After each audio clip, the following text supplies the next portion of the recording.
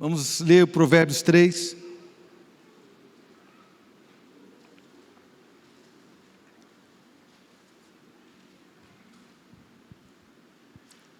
Nós vamos ler na versão NVI, a partir do versículo 5.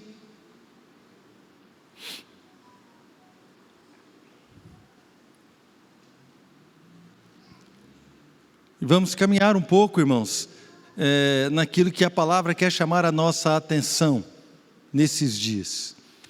Eu tenho certeza que o Senhor vai ministrar ao nosso coração nessa noite, amém? Eu diria que o tema dessa palavra... Cadê o Andrei? Está aí? Não sei se o Andrei está aí. Não, né? Mas o Andrei depois vai ver. O tema da palavra é: reconheça o Senhor em todos os seus caminhos. Amém? Reconheça-o em todos os seus caminhos. Provérbios 3, 5. Confie no Senhor de todo o seu coração e não se apoie em seu próprio entendimento. Reconheça o Senhor em todos os seus caminhos e Ele endireitará as suas veredas. Não seja sábio aos seus próprios olhos, tema ao Senhor e evite o mal. Isso lhe dará saúde ao corpo e vigor aos ossos.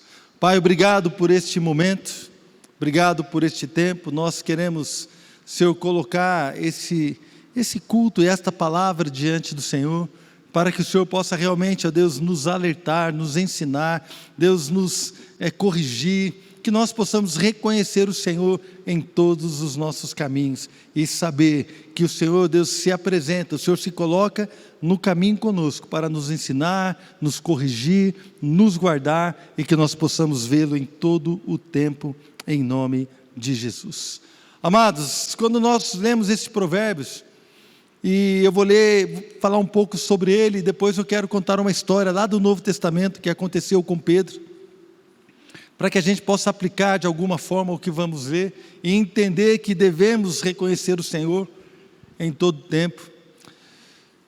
Esse provérbio, ele fala algumas coisas importantes ao nosso coração. Então, a primeira coisa que diz aqui no verso 5 é que nós devemos confiar no Senhor e não nos apoiar em nosso próprio entendimento. Então, algumas versões, tem uma versão, se não me engano, a revista atualizada, diz: confie no Senhor, não te estribes no seu próprio entendimento. O estribo é onde a pessoa que está andando a cavalo, cavalgando, ela apoia o seu pé. Então, eu não sei se você já andou a cavalo, alguns já tiveram essa experiência. É onde você põe o pé para subir no cavalo, e você monta e você apoia o seu pé ali, e aquilo te segura, para você não escorregar nem para um lado nem para o outro. Aquilo chama estribo.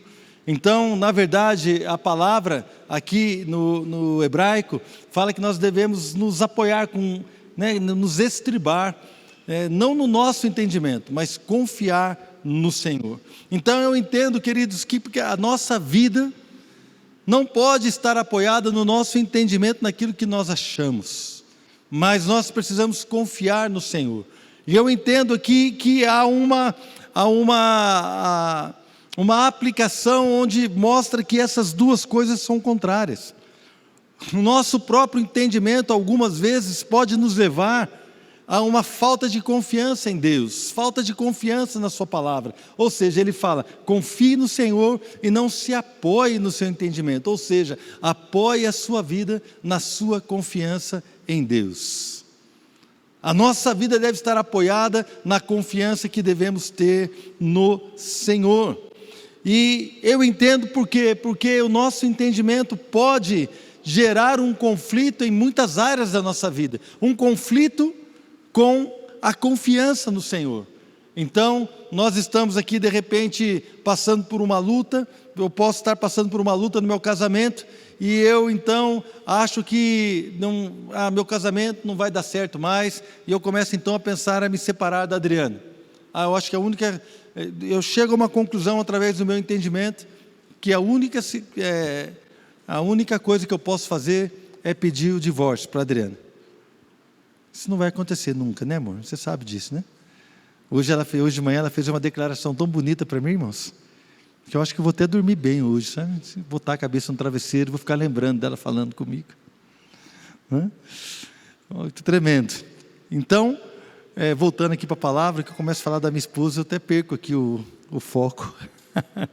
Lembrando aqui, irmãos, que nós, então, podemos estar passando por uma situação. O meu entendimento diz que eu devo me separar dela. Mas quando eu confio no Senhor, o Senhor diz, não, eu sou poderoso para restaurar todas as coisas. Há perdão, há restauração, há poder, há renovo.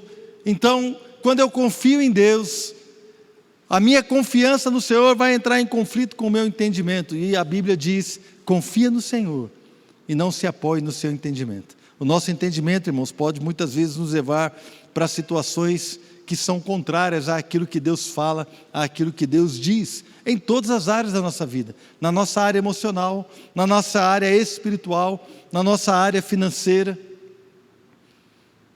tudo.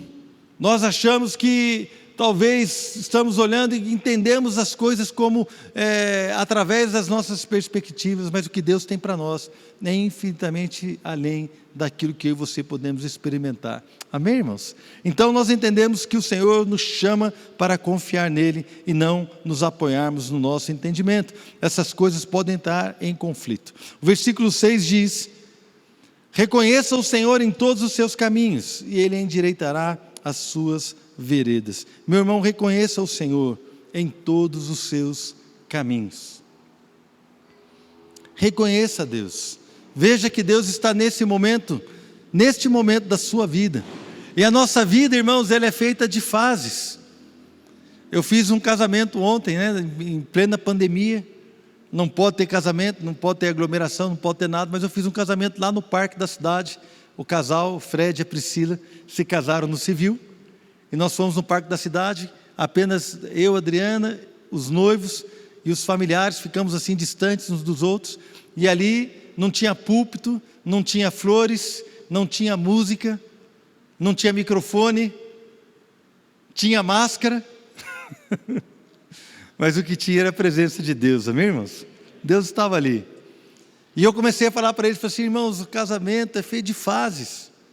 Eu me lembro quando casei com a Adriana, então a minha vida com a Adriana, nós casamos, era só nós dois, daqui a pouco nós conhecemos o Senhor, mudou o casamento para muito melhor, depois veio a Fernanda, depois veio a Flávia, depois elas entraram na escola, depois elas foram para a universidade, depois elas se casaram e agora estou eu, Adriana, de novo. Em cada fase, o Senhor esteve conosco em todas elas, nós desfrutamos. Eu falo para vocês, irmãos, eu tenho pouquíssimos arrependimentos, porque eu desfrutei cada fase da vida das minhas filhas, cada fase. Quando elas eram bebês, eu lembro que a Adriana dava mamar para elas, e depois que a criança mama, ela tem que arrotar, né, irmão? Vocês sabem disso. Então eu pegava a Fernanda, botava aqui com a fraldinha e saía de um lado para o outro, assim, andando na minha casa, batendo nas costinhas dela, e eu ficava lá cantando em línguas.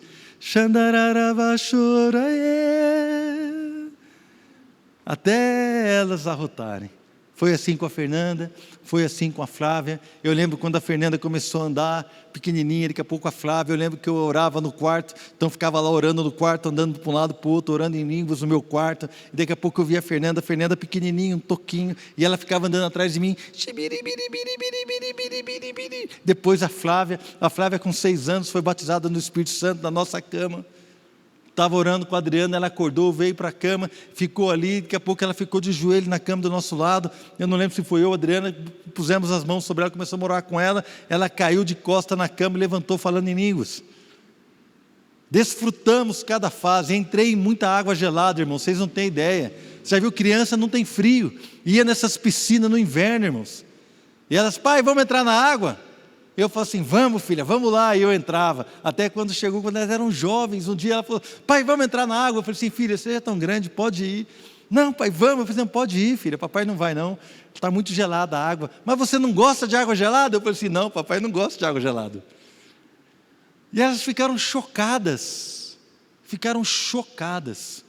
que eu não gostava de entrar água gelada, porque elas nunca duvidaram, nunca perceberam de que eu não gostava de entrar em água gelada, porque eu sempre entrei na água com alegria. Sabe por quê, irmãos? Porque vale a pena enfrentar o frio para alegrar alguém.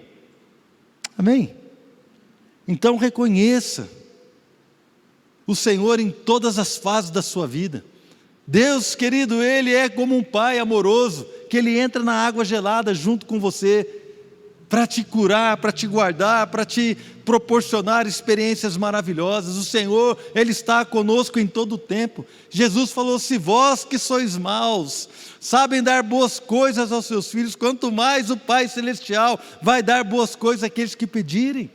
Irmãos, então, se o meu pai foi um pai muito legal para mim, se a minha mãe foi uma mãe que me abençoou, se nós temos sido os pais que temos abençoado os nossos filhos, Deus é muito melhor que nós, muito melhor que nós, e Ele está disposto a caminhar e tem caminhado conosco. Reconheça o Senhor em todos os seus caminhos.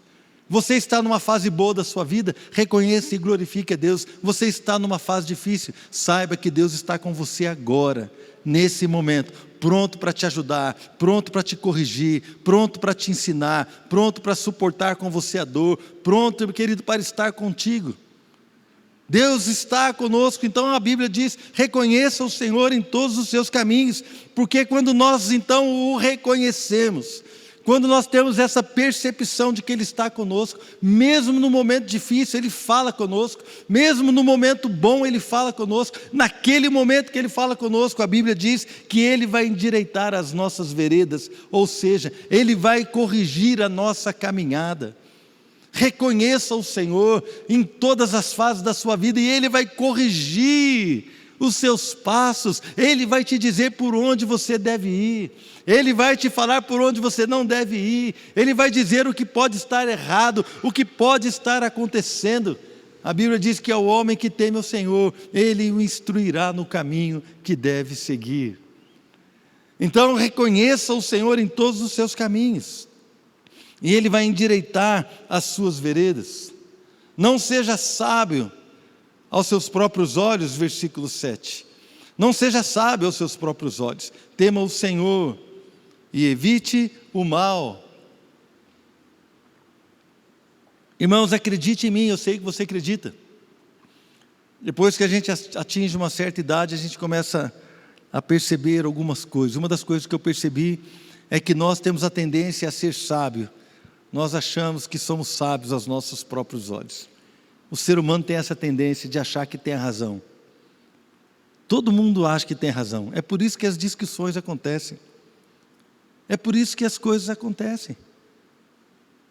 Eu lembro que eu estava fazendo academia, meu instrutor, ele estava ali conversando e tal, e falando alguma coisa, eu peguei e brinquei com ele, falei assim: cara, eu com o Adriano às vezes vai bem, mas você, eu falei assim: cara, deixa eu te fazer uma pergunta, você quer ser feliz ou você quer ter razão? E ele parou para pensar. Ele é casado já, então ele falou assim: cara, nunca tinha pensado nisso dessa forma. Eu falei assim: então, porque quando todo mundo quer ter razão, aí fica bagunçado o negócio, irmãos. As pessoas às vezes pensam diferente, mas nós somos sábios aos nossos próprios olhos. E a sabedoria aos próprios olhos, ela traz consigo algumas coisas. Veja só, não seja sábio aos seus próprios olhos. Teme ao Senhor e evite o mal. A pessoa que é sábia aos seus próprios olhos, ela não evita o mal. Ela acha que está bem, ela acha que sabe o que está fazendo, ela tira conclusões da sua vida, da sua caminhada. Então, a Bíblia diz: não seja sábio aos seus próprios olhos. Teme ao Senhor e evite o mal. Ou seja, pode ser que quem seja sábio aos seus próprios olhos esteja caminhando por um caminho perigoso, um caminho mau. E eu listei aqui alguns sintomas de uma pessoa que vai por um caminho mau. Eu listei aqui alguns sintomas de alguém que talvez ande na sua própria sabedoria. Esses sintomas passam por algumas coisas. A primeira coisa que eu queria dizer é a frieza espiritual. Quando nós começamos a agir na nossa própria sabedoria, então começa a tomar conta da nossa mente, do nosso coração, uma frieza espiritual. Quando você vê, você não tem mais vontade de ir ao culto. Quando você vê, você não tem mais alegria de orar. Quando você percebe aquela frieza, começou a tomar conta do teu coração, e você começa então a se distanciar das coisas do Senhor. Uma falta de paixão, uma falta de alegria nas coisas do Senhor. Então essa frieza espiritual leva a um desinteresse. Você começa a ficar desinteressado das coisas de Deus. Não tem mais interesse em ler a Bíblia, não tem mais interesse em orar. Chega o horário do culto, você não quer talvez se deslocar da sua casa até aqui, então não quer ligar o computador para ver, para assistir o culto. Você começa a ficar desinteressado. E esse desinteresse nos leva a um afastamento do propósito. Deus tem um propósito para você, Deus te alcançou para que você possa viver algo. Nós possamos viver algo em Deus, Deus então tem um propósito. Mas quando nós começamos a andar pela nossa própria sabedoria, nós começamos a nos afastar do propósito eterno daquilo que Deus tem. O apóstolo Paulo, ele falou certa vez, ele falou assim: eu não considero a minha vida preciosa, a não ser que eu cumpra o propósito para o qual fui chamado, a não ser que eu cumpra o meu ministério. Irmãos, alguém que pensa desse jeito abandonou a sua própria sabedoria. Essa pessoa teme a Deus, ela fala: Deus, eu quero alcançar o que o Senhor tem para mim. Eu não quero viver debaixo da minha própria percepção, sabedoria, mas eu quero buscar, não é, afastamento do propósito. E outros sintomas, como vingança, a pessoa se torna vingativa. Se alguém faz mal, ela quer pagar o mal com o mal. Se alguém então faz algo que ela não esperava, ela quer maltratar aquela pessoa, ela afasta aquela pessoa, vive uma falta de perdão, uma desconfiança, vira desconfiada, a pessoa que tira suas próprias conclusões, porque um dia ela foi machucada, um certo dia ela foi frustrada, então ela começa a desconfiar, e desconfia de um, desconfia de outro, chega a desconfiar do próprio Deus, irmãos. Será mesmo que Deus vai fazer? Será que Deus me ama? Se Ele me ama, por que é que eu estou sofrendo isso? Se Ele me ama, por que é que eu passei por aquilo? Se Ele me ama, por que é que tal pessoa morreu? Irmãos, nós não podemos ser dirigidos pela nossa sabedoria e pelo nosso entendimento. Precisamos confiar de todo o nosso coração no Senhor. Desconfiança gera tristeza, desânimo e a incredulidade. Irmãos, todas essas coisas, elas são sintomas de alguém que se perdeu nessa caminhada. E como eu quero deixar claro nesta tarde, nessa noite, quero deixar claro que esta palavra não é apenas para expor o nosso sintoma, o nosso erro e talvez a nossa maneira, a nossa frieza. Não é isso. Na verdade, essa palavra sobre esses sintomas é simplesmente para trazer um alerta ao nosso coração, porque há esperança para aquele que busca o Senhor, há esperança para quem reconhecer o Senhor em todos os seus caminhos, em todas as fases da sua vida. Há esperança porque Deus, Ele se coloca no nosso caminho, não para julgar, não para destruir, mas para restaurar, para curar, para libertar, para trazer propósito, para trazer vida e para curar a nossa vida.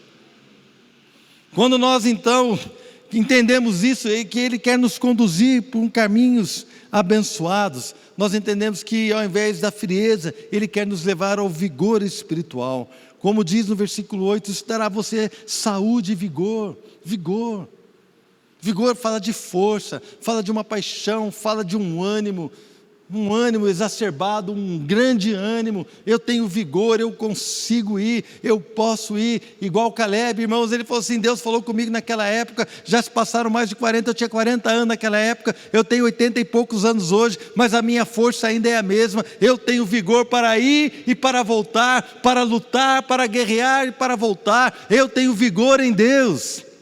Um homem com 86 anos.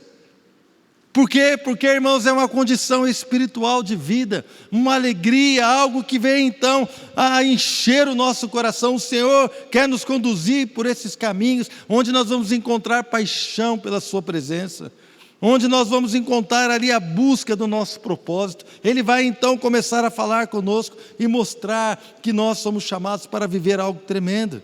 Vamos ser levados a perdoar as vidas, vamos ser cheios de alegria ao invés da incredulidade, vamos ter fé. Quando caminhamos dessa forma, teremos vigor e teremos saúde. Eu queria, como disse, contar uma história lá do Novo Testamento, e para a gente ilustrar um pouco isso, está lá em João capítulo 21.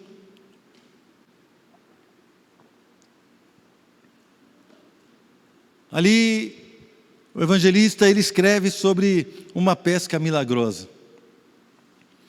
Eu não vou ler todo, o texto é bastante grande, eu não vou ler. Se você conhece, você vai acompanhar. Se você não conhece, você pode ler depois. Lá em João capítulo 21, o que aconteceu?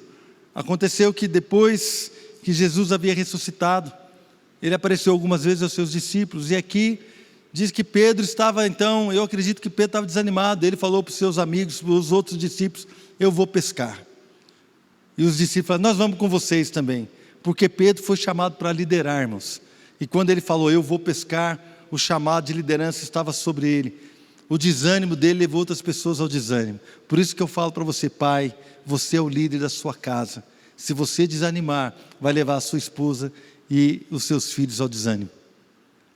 Pedro então desanimou. Falou assim: quer saber de uma coisa? Eu vou pescar. Aí ele foi pescar. E estava lá, a Bíblia diz que eles pescaram a noite toda e não pegaram nada. E de repente apareceu alguém na praia. E falou assim: filhos, vocês têm alguma coisa aí para comer? E eles falaram assim: não pegamos nada. Falou assim: então joga a rede aí para o outro lado do barco, para o lado aí do fundo. Aí eles jogaram a rede, e a rede então começou a quase romper, porque foi uma pesca maravilhosa. A Bíblia diz que eles pegaram 153 grandes peixes. E ali então, quando eles viram que começaram a pegar um monte de peixe, peixe grande, aquele negócio, João olhou para Pedro e falou assim: Pedro, é o Senhor. E a Bíblia conta que Pedro então ele se vestiu, porque havia se despido, vestiu a sua túnica, e ele então vestiu a sua capa e pulou no mar e foi nadando em direção ao Senhor. É interessante quando nós lembramos do primeiro encontro de Pedro com Jesus. Está narrado em Lucas capítulo 5, no comecinho do capítulo, você depois lê. Mas diz que Jesus estava sendo apertado pela multidão, e ele chegou num lugar onde havia uns pescadores ali, arrumando as suas redes. E ele chegou e pediu para emprestar o barco de um dos pescadores, e um desses pescadores era Simão, que depois foi chamado de Pedro. E afastou um pouco o barco e ficou pregando para as pessoas, ensinando as pessoas. Depois que ele ensinou todo mundo, Pedro estava ali dentro do barco ouvindo, e ele falou para Pedro assim: olha, agora vai um pouco para as águas mais fundas e lança as redes.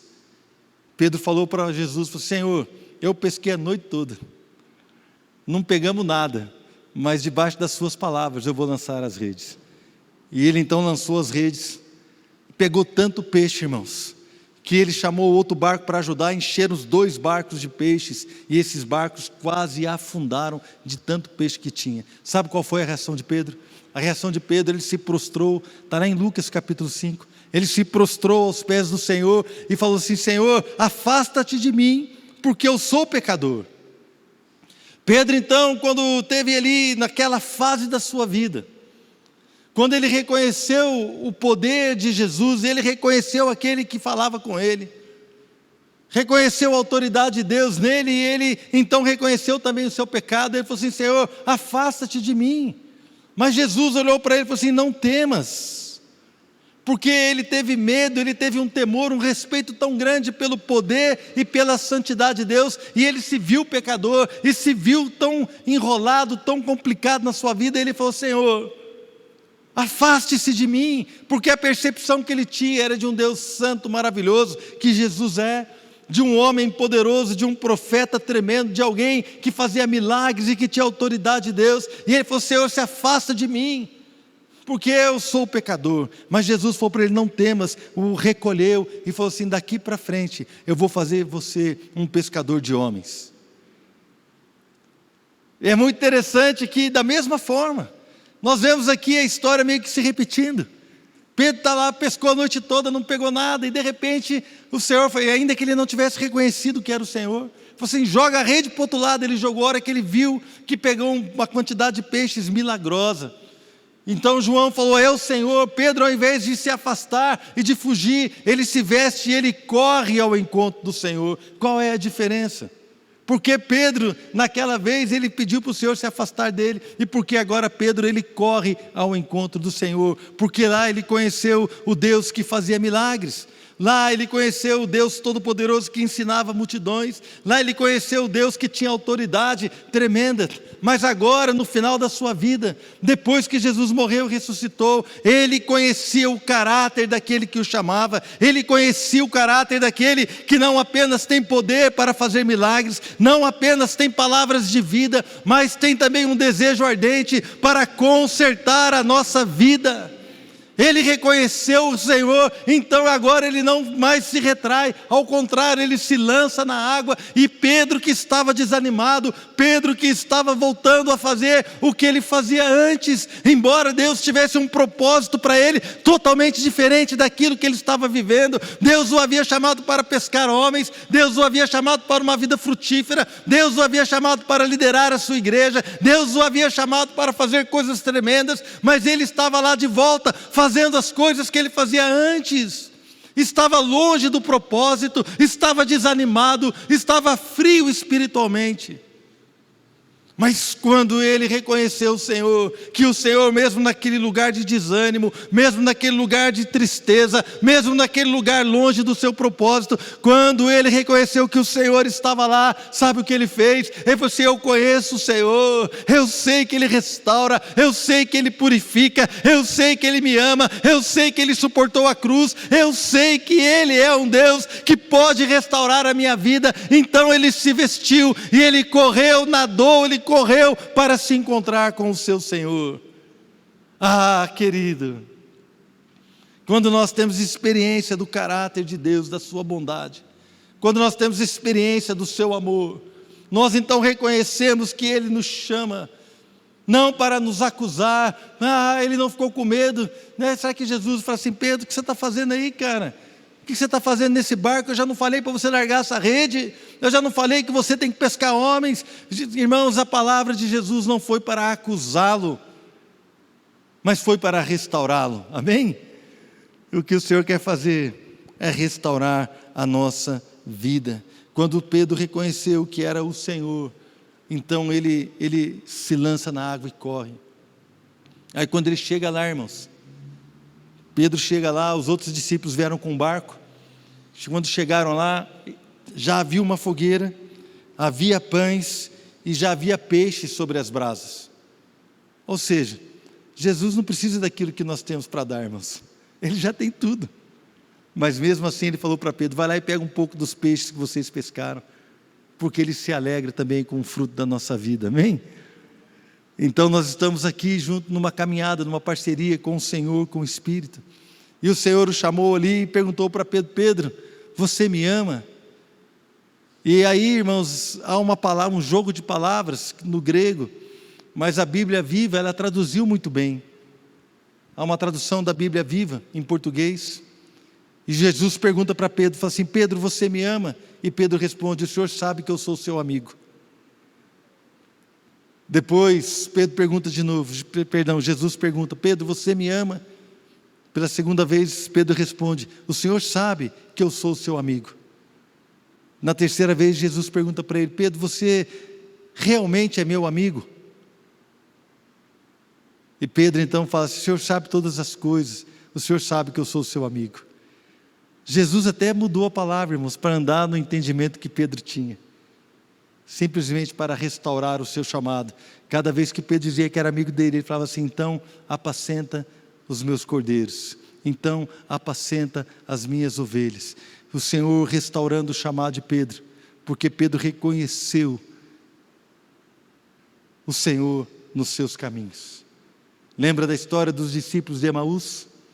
Estavam saindo de Jerusalém, onde Jesus falou assim: olha, fica lá em Jerusalém. Mas eles saíram e estavam indo embora para outro lugar, e de repente Jesus se colocou no meio deles, foi caminhando com eles, e eles, está lá no último capítulo de Lucas, e eles falaram assim: não, você não sabe o que aconteceu. E Jesus começa a expor para eles as escrituras. Quando eles reconhecem Jesus, o Senhor desaparece do meio deles, e eles então voltam para onde, irmãos? Voltam correndo para Jerusalém, onde estavam os discípulos. Sabe por quê? Porque o propósito que Deus tinha para eles era que eles não saíssem de lá. Então, quando eles tiveram e reconheceram o encontro que tiveram com o Senhor, a sua vida foi restaurada, e eles então voltaram para onde nunca deveriam ter saído. Reconhece o Senhor em todos os seus caminhos. Porque quando nós o reconhecemos, Ele vai endireitar as nossas veredas, Ele vai dirigir os nossos passos. Ele vai então nos ensinar o que devemos fazer, e Ele vai depois nos reconduzir ao nosso propósito. Não, eu te chamei para ser um homem de Deus, eu te chamei para ser uma mulher de Deus, eu te chamei para ser um excelente homem, um excelente marido, um excelente pai, eu te chamei para ser uma mulher tremenda, para você ser um jovem. Querido, eu quero dizer para você, se você hoje é solteiro, se você nunca vier a casar, não tem problema. Irmãos, não colocamos o casamento como a salvação do mundo, não.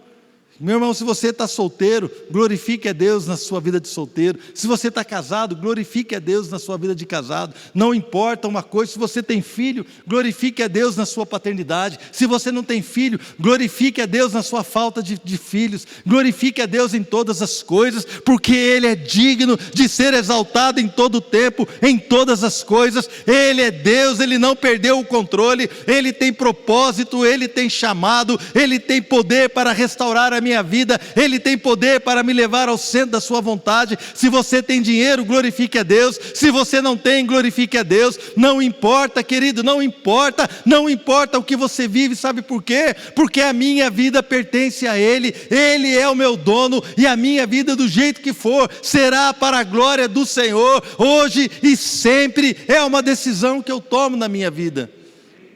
É assim que nós temos que olhar. Somos dele, não pertencemos a nós mesmos. E às vezes nós ficamos chateados porque temos falta disso ou falta daquilo. Ficamos preocupados por conta disso ou por conta daquilo. Queridos, preocupe-se só em uma coisa: em glorificar ao Senhor com a sua vida, em exaltá-lo com todo o seu coração. Preocupe-se em andar em santidade. Preocupe-se em percebê-lo, em reconhecê-lo em todos os caminhos, em todas as fases da sua vida. Sabe por quê? Porque a hora que nós percebermos o Senhor, a hora que nós o virmos, a hora que nós pudermos enxergá-lo, a hora que nós ouvirmos a sua voz, Ele vai nos corrigir, porque Ele é um Deus que nos ama.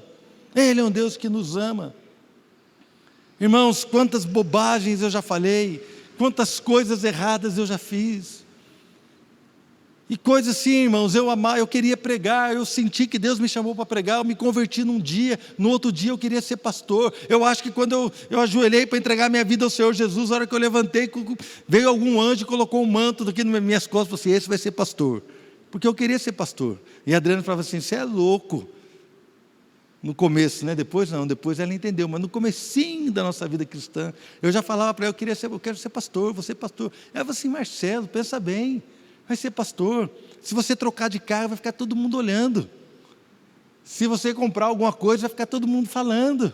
Você quer ser pastor, você tem certeza? Eu falei assim: não, eu sinto o chamado de Deus, Deus me chamou para isso. E a gente falava sobre essas coisas. Lá atrás eu queria pregar, irmãos, eu queria pregar. Um dia eu tive uma desilusão tão grande, e eu falei para Deus: Deus, eu não quero mais pregar. O que adianta? A gente fica pregando e ninguém muda. Olha só, irmãos. Você já imaginou um pregador falar isso? O que adianta pregar? Eu estava escalado para pregar naquele domingo, e eu falei: você quer saber de uma coisa? Eu prego, não acontece nada, não muda, ninguém muda. Eu não vou pregar qualquer coisa, tem uma palavra aqui que eu já tenho, vou pregar isso aqui mesmo. Sem temor, sem respeito, mas o Senhor estava nesta fase da minha vida, Ele estava lá. E Ele então me corrigiu com amor, mas me corrigiu com seriedade. Reconhece o Senhor em todos os seus caminhos. E eu pedi perdão, e o Senhor então restaurou o meu chamado. Restaurou o meu chamado. Amém, queridos? Eu tenho uma época da minha vida que eu falei assim: eu não quero me envolver com ninguém. E eu ouvi a voz audível do Senhor falando no meu ouvido. Eu ouvi Deus falando comigo. O Senhor veio no acampamento. Eu lembro que eu estava sentado num palco de madeira, e eu ouvi passos sobre aquele palco, uma pessoa andando, não tinha ninguém atrás de mim, mas eu ouvi passos. Eu então sentado, essa pessoa veio e sentou do meu lado e falou audivelmente no meu ouvido: eu te chamei para se envolver com as pessoas, porque eu estava indo por um caminho de estrelismo. Eu pregava, irmãos, em outras cidades, eu pregava em várias igrejas, Deus me usava tremendamente, então eu achava que eu era pregador, então agora eu sou pregador, eu sou nada. Deus me corrigiu, falou assim: eu te chamei para que você se envolva com as pessoas. Deus me corrigiu, e eu então pude reconhecê-lo e entender que eu estava fora do foco, fora do meu propósito. Irmãos, você está fora do foco, você está fora do propósito da sua vida. O que é que você está vivendo? Qual é a fase que você está vivendo? Qual é o momento que você está passando? Qual é a situação que você se encontra hoje? Como está o seu casamento? Como está a sua vida? Como está o seu ministério? Como está, querido, a sua caminhada? Você, neste momento, nessa fase da sua vida, você tem visto o Senhor? Você reconhece a Deus nesse momento? Eu quero falar como o escritor de Provérbios. Reconhece o Senhor. Reconheça o Senhor em todos os seus caminhos, e Ele vai endireitar as suas veredas. Fecha os teus olhos, deixe Deus ministrar o teu coração nessa noite. Reconheça o Senhor em todos os seus caminhos, e Ele vai endireitar as suas veredas. Meu irmão, não seja sábio aos seus próprios olhos. Quando nós começamos a tirar conclusões, nós começamos então a julgar todas as coisas. Nós julgamos a música que é cantada, nós julgamos o que o pregador fala, nós julgamos o que o nosso marido falou, nós começamos a julgar o que a esposa disse, nós começamos a querer achar que o líder do nosso grupo está errado, nós começamos a achar que todo mundo está errado. Está todo mundo errado, irmão, só tem uma pessoa certa, e essa pessoa sou eu. Porque somos sábios aos nossos próprios olhos. Não, que não seja assim. Todo mundo que age dessa forma, inevitavelmente vai ao esfriamento. Todo mundo que age dessa forma, vai ao desinteresse espiritual. Mas o Senhor está aqui nessa noite para corrigir o nosso foco, para corrigir a nossa caminhada. Como eu disse, vamos perceber a fase que estamos. E não é algo que define você. Você está assim, acabou, está esquecido. Não. Quando Jesus olhou para Pedro, Ele não descartou Pedro como alguém que não servia mais, mas Ele foi atrás de Pedro para reconduzi-lo ao seu propósito. O Senhor está aqui nessa noite para reconduzir você ao seu propósito. Deus está aqui nessa noite para reconduzir você ao seu propósito de vida, seu propósito de vida espiritual, seu propósito de vida ministerial, o seu propósito de vida familiar. Deus está aqui, querido, para restaurar o seu coração, para restaurar as nossas vidas. Se você anda frio espiritualmente, muitas vezes quando nós estamos frios espiritualmente, parece que não tem como a gente aquecer de novo. E é verdade, irmãos, eu já passei por isso. Nós estamos aí naquela frieza, então a gente luta, e a gente vai, Mas eu quero dar um conselho para você, meu irmão. Mesmo no momento de frieza, onde nós não escutamos a Deus, reconheça o Senhor através da sua palavra. Reconheça o Senhor, aquiete o teu coração. Se você está frio, se há uma frieza, normalmente nós começamos a pensar muitas coisas. Então aquiete o teu coração, não dê vazão aos seus pensamentos, e comece a acomodar a sua mente à palavra de Deus. Deixa Deus ministrar o teu coração. Sabe por quê? Porque Ele vai reconduzir a sua vida ao propósito. Ele vai dizer assim: olha, eu não te chamei para que você seja distante, frio, para que você seja dessa forma. Eu te chamei ao contrário, para que você seja apaixonado. Ele nos ama apaixonadamente. Jesus te ama apaixonadamente. Jesus te ama, querido, com amor eterno. Como diz em Isaías, se não me engano, com amor eterno te chamei, né? Com cordas de amor eu te atraí. Eu te atraí. O que Deus quer fazer nessa noite? Reconduzir você ao seu chamado, a uma vida frutífera, a uma vida abençoada. Enquanto o Dudu ministra essa canção, quero convidar você a orar diante do Senhor. Se você quiser ficar de pé, num posicionamento assim: Deus, eu preciso reconhecer o Senhor nos meus caminhos. Eu quero, Senhor. Se você quiser se ajoelhar, fique à vontade, mas deixe Deus ministrar ao teu coração nessa noite. Enquanto o Dudu ministra essa canção, fala: Senhor, eu quero reconhecer o Senhor. Na verdade, Deus, eu preciso. Estou passando por uma fase assim, financeira, emocional, espiritual, não sei. Estou passando por esse momento. Eu preciso reconhecer o Senhor. Querido, existe uma vida cristã apaixonante. Existe um caminhar com Deus apaixonante, totalmente diferente, querido. O cristianismo não é uma religião, é uma vida com Deus, é algo maravilhoso. Existe algo maravilhoso para nós vivermos com o Senhor. Não podemos nos acomodar e achar que não é verdade. O que Deus tem para nós é maravilhoso. Reconhece o Senhor em todos os seus caminhos, e Ele vai nos conduzir por caminhos de vitória, amém? Que o Senhor abençoe sua vida, que o Senhor abençoe essa semana, que você possa reconhecê-lo mesmo nos momentos difíceis, e também nos momentos vitoriosos, que nós possamos reconhecê-lo em todo o tempo, e dar a Ele toda a honra e glória que Ele merece. Ele é maravilhoso. Amém? Glória a Deus.